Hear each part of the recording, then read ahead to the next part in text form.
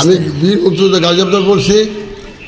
আওতাকার শুভ নববর্ষের শুভেচ্ছা সকল বাংলাদেশের সকল জনতা এবং ছাত্র ভাই সবাইকে শুভেচ্ছা জানাই। আজ নববর্ষের শুভ হোক এই কামনা করি।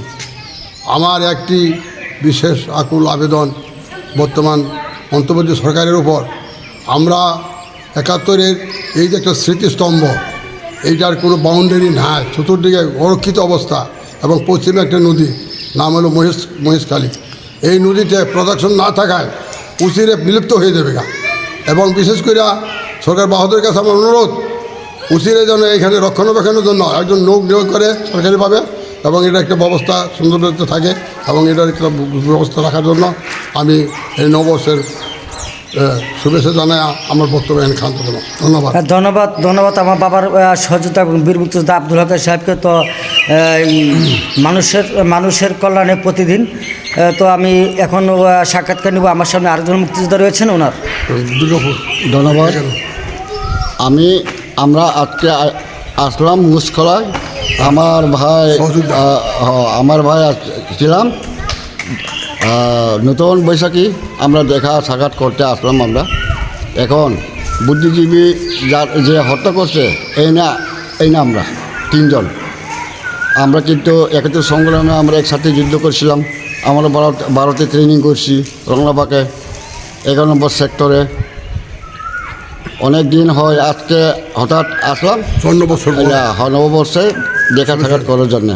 আচ্ছা, ধন্যবাদ। আসসালামু আলাইকুম। আজকে নববর্ষের শুভেচ্ছা জানিয়ে আমি আজকে আমার এই সঙ্গী ছিলাম, আমাদের এই একসাথে ছিলাম আমরা এই রকেট ভাই, ওনার সাথে আমরা দেখা করতে আসছি এই নববর্ষে। আমরা একসাথে ছিলাম, একসাথে ট্রেনিং করেছিলাম, একসাথে যুদ্ধ করেছিলাম। আমরা থানা হলো আমরা দুর্গাপুর। আমরা এখানে মুসকলায় একসাথে আমরা তার সাথে যুদ্ধ করেছিলাম, তার সাথে এই নববর্ষে দেখা করে তার সাথে দেখা করতে আসছিলাম আমরা। আসসালামু আলাইকুম। শুভ নববর্ষ 1432 বঙ্গাব্দ। নববর্ষের পহেলা বৈশাখে সকলকে জানাচ্ছি শুভ নববর্ষ। আজ আমাদের মহেশখোলা সরকারি প্রাথমিক বিদ্যালয়ে আমরা উপস্থিত আছি। বাচ্চাদের নিয়ে আমাদের নববর্ষ উদযাপন হচ্ছে। আর আমাদের এখানে আমার স্মৃতিসৌধ আছে, মহেশখোলা স্মৃতিসৌধ। কিন্তু এই স্মৃতিসৌধের একটা দুঃখের বিষয় হচ্ছে এখানে রক্ষণাবেক্ষণই কোনো রক্ষণাবেক্ষণ হচ্ছে না, সঠিকভাবে পরিচর্যা হচ্ছে না। যেটা অনেক দূর থেকে কিন্তু আমাদের এখানে স্মৃতিসৌধে লোকজন আসে পরিদর্শন করতে, কিন্তু আমরা এটা অবহেলা অযত্নে পড়ে আছে। আমি কর্তৃপক্ষের দৃষ্টি আকর্ষণ করে বলছি, আমাদের এই স্মৃতিসৌধটা যেন যথাযথভাবে সুন্দরভাবে পরিচর্যা করা হয় এবং রক্ষণাবেক্ষণের দায়িত্ব নেওয়া হয়। ধন্যবাদ সকলকে। আসসালামু আলাইকুম। আমি মহেশখোলা সরকারি প্রাথমিক বিদ্যালয়ের প্রধান শিক্ষক।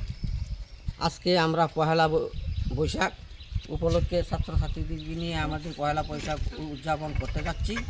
কিন্তু অতীব দুঃখের বিষয়, এতদিন হওয়ার পরেও আমাদের স্মৃতিসৌধের কোনো রক্ষণাবেক্ষণের দায়িত্বে কোনো লোক পাচ্ছি না। এবং ওনার পশ্চিম অংশে নদীর ভাঙনে যে কোনো সময় একটা মস্ত বিপদ হতে পারে। তাই আমি কর্তৃপক্ষের দৃষ্টি আকর্ষণ করে বলছি যে অচিরেই এটা রক্ষণাবেক্ষণের জন্য এবং নদীর বাঁধ নির্মাণ করার জন্য সুপারিশ হইল। ধন্যবাদ।